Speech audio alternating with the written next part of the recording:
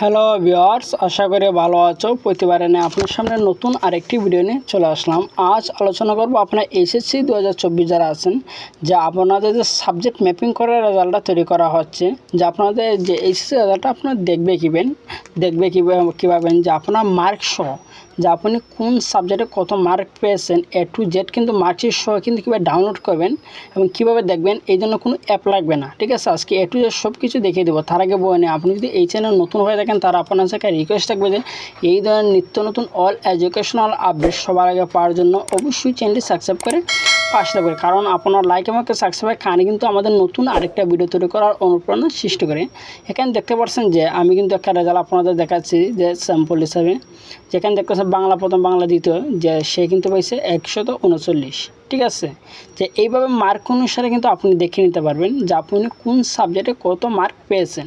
ঠিক আছে, আজকে দেখিয়ে দেবো। যখন আপনাদের পরীক্ষার রেজাল্টের তারিখ পাবলিশ হয় তখন কিন্তু দেখা যায় যে অনেকেই কিন্তু এই ধরনের প্যারা খায় যে তারা রেজাল্টটা দেখতে গিয়ে। ঠিক আছে, সবাই কিন্তু যে একটা ওয়েবসাইট আছে যে বাংলাদেশ এডুকেশন বোর্ডের যে ওয়েবসাইটটা, সেই ওয়েবসাইটে কিন্তু সময়কালে কিন্তু সেই ওয়েবসাইটে তারা কিন্তু কাজ করে খুব কম, কারণ সবাই তো একসাথে ঝুঁকে পড়ে রেজাল্টটা দেখার জন্য, তার কারণে কিন্তু সার্ভার ডাউন মারে দেয়। ঠিক আছে, সেই অ্যাপে কিন্তু তারা দেখতে পাচ্ছে না। আমি কিন্তু আজকে দেখিয়ে দেবো যে কীভাবে আপনার নাম্বার কীভাবে সহজভাবে দেখে নেবেন। ঠিক আছে, যে অনেক শিক্ষার্থী যখন রেজাল্টটা দেয়, যখন উচ্চ মাধ্যমিক পর্যায়ে এইচএসসি 2024 যখন কীভাবে নিজেদের রেজাল্টটা দেখবে মোবাইল ফোন দিয়ে, আজকে আমি দেখিয়ে দেবো। মাত্র 1 মিনিট সময় লাগবে কিন্তু আপনাদের। ঠিক আছে, তার জন্য ভিডিওটা কোনো স্কিপ করবেন না, সম্পূর্ণ দেখবেন।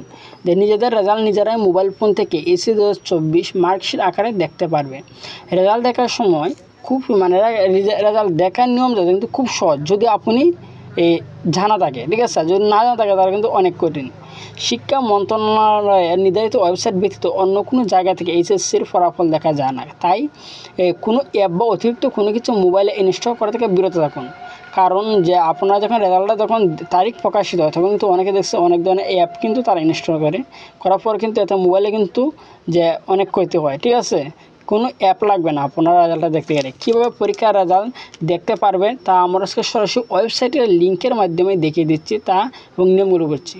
ঠিক আছে, প্রথমে স্বাভাবিক যে নিয়ম, যে আমরা কিন্তু সবাই যে এই নিয়মটা কিন্তু ইউজ করি, যে শিক্ষা মন্ত্রণালয়ের নির্ধারিত নিয়ম রয়েছে এবং ওয়েবসাইটের মাধ্যমে যেখানে স্বাভাবিকভাবে আমরা গ্রেড পয়েন্ট আকারে যে আমাদের পরীক্ষার ফলাফল দেখতে পারবো, এবং নিচের ছবিটি লক্ষ্য করে ঠিক এইরকমভাবে কিন্তু পরীক্ষার্থীদের ফলাফল দেখা যায়।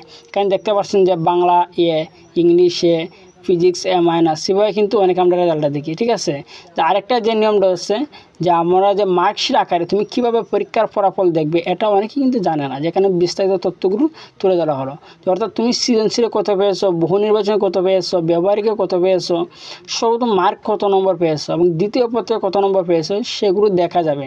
ঠিক আছে, সরাসরি কথা না বলে চলে যাই যে আপনার যে কোনো একটা ব্রাউজারে যেন চলে গেলেন। ঠিক আছে, যে কোনো একটা ব্রাউজারে চলে যাবেন, যার পর লিখবেন এইচএসসি রেজাল্ট।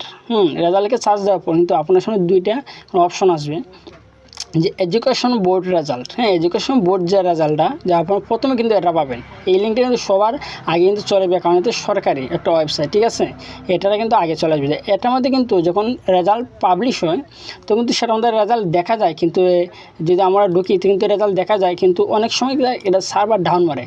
ঠিক আছে, আর আমাদের এডুকেশন বোর্ড মধ্যে যদি রেজাল্টটা দেখি তাহলে কিন্তু আমরা মার্কসও দেখতে পারবো না, শুধু এখানে দেখাবে যে বাংলাতে ইংলিশে বি, ম্যাথমেটিক্সে বি, মানে এইরকম কিন্তু দেখায়, কিন্তু কত মার্ক পেয়েছে সেটা কিন্তু দেখাবে না।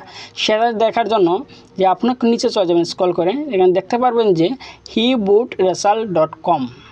সবসময় মনে রাখবেন যে eboardresult.com কিন্তু আপনি সার্চ দেন, তাহলে কিন্তু আপনার সামনে এই ধরনের একটা ইন্টারফেস চলে আসবে। আসার পর আপনি রোল নম্বর এবং রেজিস্টার নাম্বার যদি সার্চ দেন তাহলে কিন্তু আপনার রেজাল্টটা দেখে নিতে পারবেন। ঠিক আছে, আমি আপনাদের দেখানোর জন্য কিন্তু একটা সিম্পল দেখাচ্ছি এবং রোল রেজিস্ট্রেশন নাম্বার দিয়ে।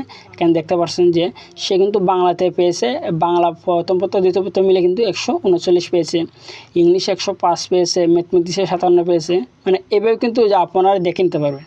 ঠিক আছে, এগ্রিকালচারে পেয়েছে যে 79, মানে এইভাবে দেখে নিতে পারবেন। ঠিক আছে, অনেকে কিন্তু একা লেগে কিন্তু অনেকে প্লাসটা আসে না। ঠিক আছে, এবার কিন্তু প্রত্যেকের কিন্তু নাম্বারটা দেখে নিতে হবে। কিন্তু সবচেয়ে সহজ একটা মাধ্যম কিন্তু এর চেয়ে কিন্তু আর কোনো সহজ মাধ্যম নাই যে রেজাল্ট দেখার কিন্তু। ঠিক আছে, এর জন্য আপনার কোনো অ্যাপ ডাউনলোড করা লাগবে না। ঠিক আছে, আজকে এই ছিল আলোচনা। তারপরে না দেখেন অবশ্যই কমেন্ট করে জানাবেন। আর যদি ভিডিওটি ভালো লাগে থাকে অবশ্যই লাইক দেবেন। আর আপনি যদি এই চ্যানেল নতুন হয়ে থাকেন তাহলে আপনার সাথে রিকোয়েস্ট থাকবে যে এই ধরনের নিত্য নতুন অল এডুকেশনাল আপডেট সবার আগে পাওয়ার জন্য অবশ্যই চ্যানেলটি সাবস্ক্রাইব করে পাশে থাকবেন। ধন্যবাদ, দেখা হবে অন্য কোনো ভিডিওতে।